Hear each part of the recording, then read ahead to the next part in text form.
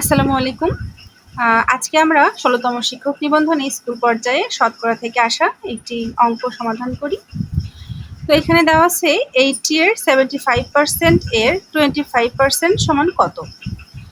এখন এই অঙ্কটা আমরা দুইভাবে সমাধান করতে পারি। একটি হচ্ছে প্রথমে আমরা 80 এর 75% এর মান কত সেটা বের করে নিতে পারি। সেখান থেকে আমার সেই মান থেকে আবার 25% কত হয় সেটা বের করতে হবে।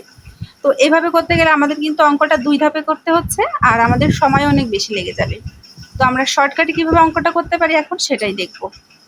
তো আমরা প্রথমে লিখে নিব 80 এর, এখানে যাচ্ছে 80 এর মানে কি? এর মানে হচ্ছে গুণ 75%, তাহলে 75 আর পার্সেন্টেজ মানে কি 100, যে 100-র মধ্যে 75 এখানে আছে হচ্ছে 75% এর জন্য আমরা আবার গুণ দিলাম, আর রয়েছে 25%, মানে 25 ভাগ 100।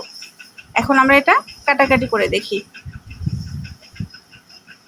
তো আমরা 25 দিয়ে যদি 100-কে কাটি তাহলে 4 25-এ 100, আবার আমরা 4 দিয়ে 80 কাটলে 4 20-এ 80। এখন আমরা এখানে 25 দিয়ে যদি 75-কে কাটি 3 25-এ 75, 4 25 100, আর 4 5-এ 20, তাহলে এখানে 5 × 3, তাহলে কত হলো 15। তাহলে 80 এর 75% এর 25% এর মান হচ্ছে 15। তাহলে আমাদের উত্তর হচ্ছে খ।